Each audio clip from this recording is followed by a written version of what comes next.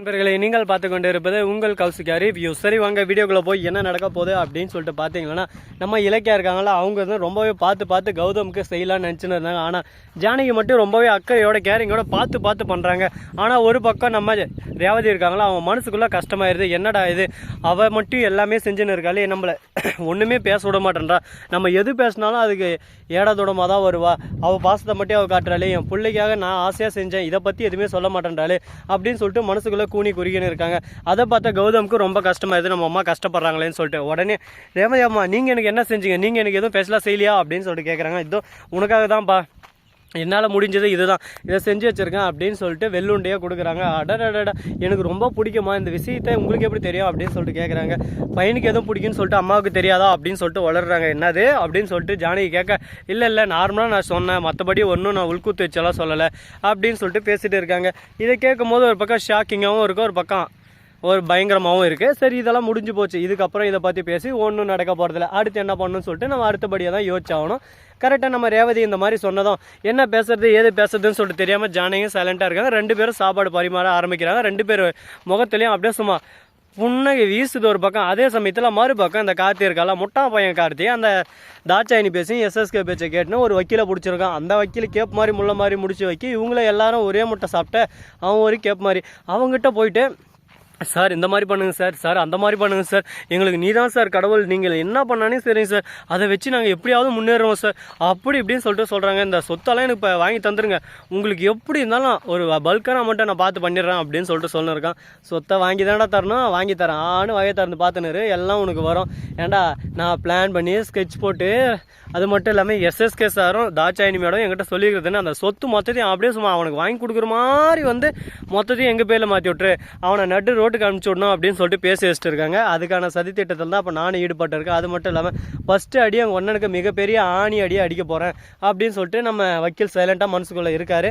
அதே சமயத்தில் அஞ்சலிக்கு ஒரே சந்தோஷம், நமக்காக இவ்வளோ பண்ணுறாங்களே, இவங்களுக்காக எதனா பண்ணுங்க கார்த்தி, நாம எதுவுமே பண்ணலைன்னா அவங்க ரொம்பவே கஷ்டப்படுவாங்க. அவங்க கஷ்டப்படுறாங்களோ இல்லையோ, அவங்களுக்குன்னு புள்ள ஸ்நானத்தில் வச்சு நம்மளை பார்த்துன்னு இருக்காங்கன்னா அதுக்கு ஏற்ற மாதிரி நம்ம எதனா பண்ணணும்ல அப்படின்னு சொல்லிட்டு பேசிகிட்டு இருக்காங்க. ஆமாங்க, எந்த அளவுக்கு இது உண்மைன்னா உண்மைக்கு மேலே இது உண்மை தான். ஆனால் இது எப்படி செய்ய போகிறாங்க, என்ன பண்ண போகிறாங்க, எந்த விதத்தில் செய்ய போகிறாங்க, அதுதான் அங்கே இருக்கிறதுலே மிகப்பெரிய ஒரு கேள்விக்குறியாகவே இருக்குது. சரி போனதெல்லாம் போயிடுச்சு, இதுக்கப்புறம் இதை பற்றி நம்ம பேசி ஒன்றும் நடக்க போகிறதில்ல. அடுத்து என்ன பண்ணலாம் ஏது பண்ணலாம்னு சொல்லிட்டு நம்ம அடுத்தபடியாக தான் யோசிக்க ஆகணும். இப்போ என்ன நடக்குது அப்படின்னு சொல்லிட்டு பார்த்தீங்கன்னா, நம்ம கதிரேசன் இருக்கார்ல, அது யாரா அப்படின்னு சொல்லிட்டு பார்த்தீங்கன்னா எஸ்எஸ்கேவோட கூட்டாளிங்க. எஸ்எஸ்கே எந்த விஷயத்த செஞ்சாலும் கூட்டாளியை வச்சு தான் செய்வார். ரெண்டு கேப் மாதிரி முள்ள மாதிரி முடிச்சு வைக்கிங்களோ ஒன்று சேர்றாங்க, ஒன்று சேர்ந்து அடிக்கணும்னு சொல்லிட்டு முடிவு எடுத்துட்டாங்க. இதுக்கப்புறம் அவங்களோட ஒவ்வொரு அடியும் சும்மா ஆணித்தனமாக இருக்க போதுங்க. எப்படி இதெல்லாம் சமாளிக்க போகிறாங்க, என்ன பண்ண போகிறாங்கன்னு சொல்லிட்டு தெரியல. ஆனால் பயங்கரமான ஒரு ட்விஸ்ட்டாக தான் போயின்னு இருக்கு. போனதெல்லாம் போயிடுச்சு, இதுக்கப்புறம் அதை பேசி ஒன்றும் நடக்க போகிறதில்ல. நடப்பதெல்லாம் நன்மைக்கு அப்படின்னு சொல்லிட்டு கடவுள் மேலே வார்த்தை போட்டு அடுத்து என்ன பண்ண போகிறாங்க அப்படின்னு சொல்லிட்டு பார்த்தீங்கன்னா, நம்ம கௌதம் இருக்காரு, அவர் வந்து நிம்மதியாக ஒரு தூக்கத்தை போடலான்னு சொல்லிட்டு தூங்க போகிறார். திடீர்னு ஒரு ஃபோன் கால், நான் கௌதம் தூங்கலான்னு சந்தோஷமாக போயிருக்கேன், இப்போ தாண்டா உனக்கு வைக்க போகிறேன் ஆப்பு, இதுக்கு மேலே நீ தூங்கவே மாட்டா குட்டி அப்படின்னு சொல்லிட்டு சொல்கிறாங்க. கேஸ் போட்டாச்சு, இந்த சொத்து எல்லாமே கார்த்தி பக்கம் சேரணும், நீ அனாத பையன், உனக்கு என்ன இருக்குது, ஒட்டுக்குதா உறவுக்குதா துண்டுக்குதா துணிக்குதா, நீ எப்படா வந்து சொத்தெல்லாம் எடுத்துக்கலாம், உரிமையாளர் அவனுக்கே சொத்து இல்லாத போது அப்படின்னு சொல்லிட்டு கேஸ் போடுறாங்க.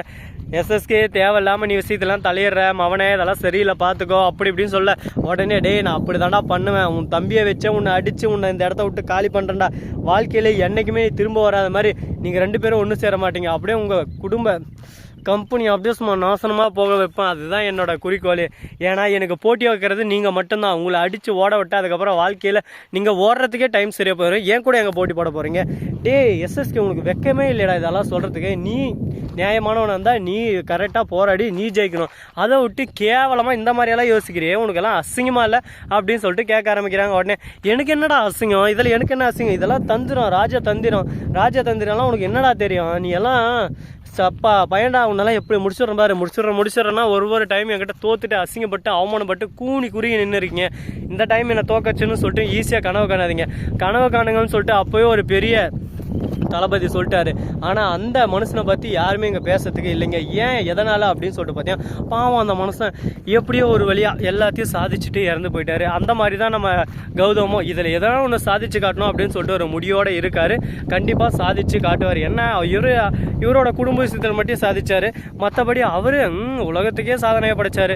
அந்த மாதிரியெல்லாம் ஒரு பக்கம் 2 பேருக்குள்ள ஒரு போட்டி பொறாமையில் இருக்கு. எஸ்எஸ்கே இனிமே இந்த மாதிரி விஷயத்தில் தலையிடுவானா தலையிட மாட்டானா, இதில் கார்த்தி வந்து எதனா பிரச்சனையை உருவாக்காரா, இல்லை இந்த பிரச்சனையை அப்படியே ஸ்மூவாக முடிக்கலாம்னு சொல்லிட்டு தான் அண்ணங்கிட்ட பேசுவாரான்னு சொல்லிட்டு தெரியல. பரபரப்பாக தான் போயின்னு இருக்கு. பார்ப்போம் என்ன நடக்க போகுதுன்னு சொல்லிட்டு. ஸோ நண்பர்களே, இந்த வீடியோ பிடிச்சிருந்தா லைக் பண்ணுங்க, கமெண்ட் பண்ணுங்க, ஷேர் பண்ணுங்க, டிண்டிங் பெல்லை தட்டி விட்டு போங்க. அப்போ தான் நான் போகிற அடுத்தடுத்த வீடியோ உங்களுக்கு உடனுக்குடன் நோட்டிஃபிகேஷனில் வந்து கொண்டே இருக்கும். மிக்க நன்றி. தேங்க்ஸ் ஃபார் வாட்சிங். Tata, see you. நன்றி, வணக்கம்.